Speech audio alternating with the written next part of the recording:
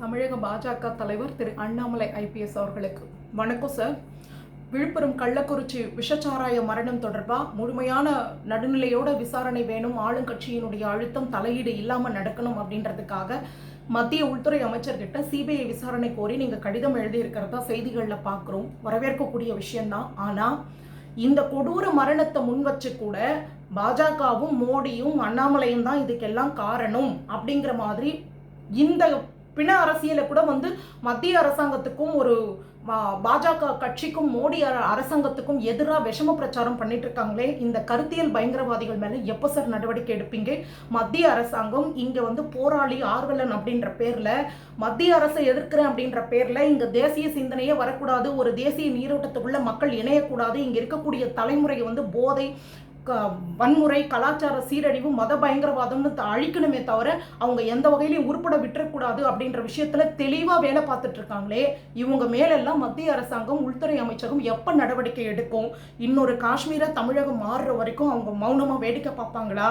இல்லை நமக்கு போதிய பலம் இல்லை அப்படின்ற ஒரு இதில் அவங்க இருக்காங்க அப்படின்ற மாதிரி இவங்க அதை ஒரு அட்வான்டேஜாக எடுத்துக்கிட்டு எங்களெல்லாம் இனிமேல் யாரும் ஒன்றுமே பண்ண முடியாது, பார்த்தீங்கல்ல ஊபிக்கு வாரணாசிக்கு போன இடத்துல மோடி கார் மேலேயே செருப்பு வீசியிருக்காங்க, ஆள் மேலே செருப்பு வீச எவ்வளோ நேரம் பிடிக்கும், நாளைக்கு இதுதான் அண்ணாமலையும் ரோட்டில் இறங்கி நடந்தா பார்த்துக்கோங்க அப்படின்னு பேசுகிற அளவுக்கு வந்திருக்காங்க.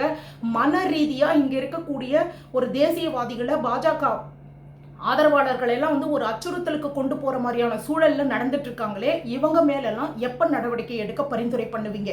மேம்போக்கா இதையெல்லாம் நீங்க ஜனநாயகம் கருத்து சுதந்திரம் அப்படின்னு பார்த்துட்டு இருந்து வேடிக்கை பார்த்தோம்னு சொன்னா தமிழகம் இந்த தேசியம் அப்படின்ற விஷயத்துல கை நழுவி போறதையோ, இதன் மூலமா இந்த தேசத்தினுடைய பாதுகாப்பை அச்சுறுத்தலா மாறுறதையோ யாராலையும் தடுக்க முடியாது சார். இந்த விஷயத்துல இங்க இருக்கக்கூடிய போராளிகள் ஆர்வலர்கள் அப்படின்றவங்களை பார்த்தீங்கன்னா ஒரு வெவ்வேறு மொழி இனம் மதம் சார்ந்தவனா வெவ்வேறு ஊரில் இருக்கிறவனா இருந்தால் கூட அவங்க எல்லாருக்குள்ளேயும் அந்த இந்து இந்திய எதிர்ப்பு அப்படின்ற விஷயத்தில் ஒரு ஒருங்கிணைப்பு வருது. அவங்க எல்லாருமே ஒரு குறிப்பிட்ட கட்சியை ஆதரிக்கிறதும், ஒரு குறிப்பிட்ட கட்சியை பாஜக மாதிரியான கட்சிகளை தேசிய சிந்தனை இருக்கக்கூடியவங்களெல்லாம் எதிர்க்கிறதுலையும் ஒருமித்த சிந்தனையில இருக்காங்க. அப்போது இங்கே எந்த கட்சி எந்த ஆட்சி இந்த பிரிவினைவாதிகளை பயங்கரவாதிகளை எல்லாம் ஊக்குவிக்குமோ, அவங்களுக்கு மேலே எந்த கடுமையான நடவடிக்கை எடுக்காமல் இருக்குமோ, அப்படிப்பட்ட ஒரு ஆட்சி இங்க இருந்தாதான் நம்மளுடைய அஜெண்டாக்களை எல்லாம் செயல்படுத்த முடியும்ன்றதுல அவங்க தெளிவா இருக்காங்க. மேம்போக்கா பார்க்கும்போது அவங்க எல்லாம் மோடியை எதிர்க்கிறாங்க, பாஜகவை எதிர்க்கிறாங்க. ஏம்பா மோடியை எதிர்த்துட்டாவே உடனே நாங்கெல்லாம் ஆன்டி இண்டியன்ஸ் ஆயிடுமா அப்படின்னு கேட்குறாங்க. அவங்க மோடியை மட்டும் எதிர்க்கல, அவங்க எதிர்க்கிறது இந்த இந்துத்துவ சித்தாந்தத்தை எதிர்க்கிறாங்க, அதை அழிக்கணும்னு நினைக்கிறாங்க, மறுபடியும் இங்கே அது தலை தூக்கிடக்கூடாதுன்னு நினைக்கிறாங்க. இன்னொரு பக்கம் இந்த தேசத்தினுடைய அந்த இறையாண்மை தேசிய கட்டமைப்பே இருக்கக்கூடாது, அதை தகர்க்கணும்னு நினைக்கிறாங்க. அதுக்கு பெரிய தடையாக ஆர்எஸ்எஸும் பாஜகவும் மோடியும் இருக்கிறதால, தமிழகத்தில் அதுக்கு பெரிய தடையாக அண்ணாமலை ஐபிஎஸும் RN ரவி ஐபிஎஸும் இருக்கிறதால தான் இதுக்கெல்லாம் இவ்வளவு எதிர்ப்பு வருது. இது எல்லாம் தெரிஞ்சும் இன்னமும் மத்திய உள்துறை அமைச்சரும் மத்திய அரசும் அமைதியாக வேடிக்கை பார்ப்பாங்க.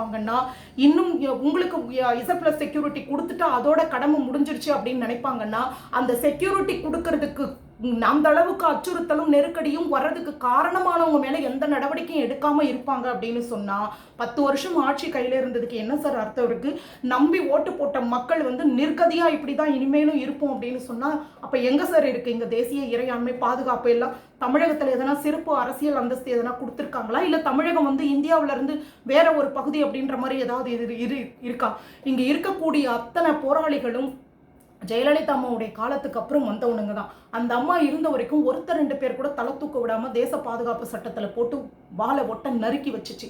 அதுக்கப்புறம் அந்த அம்மா தளர்ந்ததுக்கு அப்புறம் குரல் எழுப்புனானுங்க. அந்த அம்மாவுடைய காலத்துக்கு அப்புறம் இங்க தினம் ஒரு போராட்டம் ஆர்ப்பாட்டம், திருமண பக்கமெல்லாம் பிரிவினை கோஷம் ஒரு பக்கம், ஒரு பதட்டம் கலவரம்னு இருந்தது. டாஸ்மாக் மது எதிர்ப்புல இருந்து ஒரு ஸ்டெர்லைட் எதிர்ப்புல இருந்து உருப்படியா இங்க உற்பத்தி சார்ந்த எந்த விஷயமும் இருக்கக்கூடாது, அதே நேரத்தில் அரசாங்கத்துக்கு எதிராக எந்த போராட்டம் எந்த இது பண்ணலாம் அப்படின்றதுல இருந்தாங்க. தெருவுக்கு ஒருத்த மொழி இனம் பிரிவினை பேசி தனிநாடு தமிழ்நாடு அப்படின்னு கோஷம் போட்டுட்டு இருந்தான்.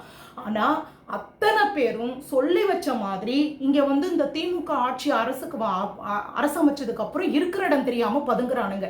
ஒரு போர்வெல் குழியில் அப்பா அம்மாவோட அஜாக்கிரதையால் விழுந்த ஒரு குழந்தை விஷயத்தை, மீட்பு விஷயத்துக்கு வந்து அவ்வளோ ஆர்ப்பாட்டம் பண்ணவனுங்க, லைவ் போட்டு அவ்வளோ விஷயத்தை கொண்டு போனவனுங்க, மோடி வரைக்கும் இழுத்து வச்சு பேசினவனுங்க, விவாதம் பண்ணவனு ஒருத்தன் கூட இன்னைக்கு இவ்வளவு பெரிய விஷச்சாராயம் கொடூர மரணங்கள் நடந்திருக்கு, ஒருத்தனும் வாயை திறக்கல.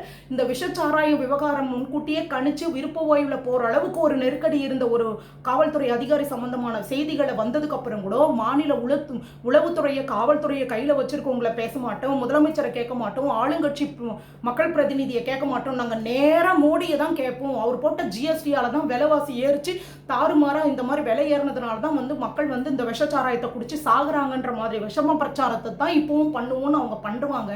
அவங்கள அப்படியே அமைதியாக விட்டுட்டு கருத்து சுதந்திரம், ஜனநாயகம்னு நீங்களும் வேடிக்கை பார்ப்பீங்க, மத்திய அரசும் வேடிக்கை பார்ப்பீங்க அப்படின்னு சொன்னால் தமிழகம் வந்து ஒரு பெரிய அச்சுறுத்தலாக தேச பாதுகாப்புக்கு மாறுறதை யாராலையும் தடுக்க முடியாது சார். தயவு செய்து கட்சி அரசியலுக்கு அப்பாற்பட்டு நீங்கள் இதெல்லாம் வேடிக்கை பார்க்கறதுனால உங்களுக்கு யாரும் நல்ல பட்டம் கொடுத்துட போகிறதில்ல. ராஜீவ் கொலையாளிகளை கொண்டாடினாங்க, கங்கனா ரணாவத் அறிஞ்ச பொண்ணுக்கு பரிசு அறிவிக்கிறாங்க.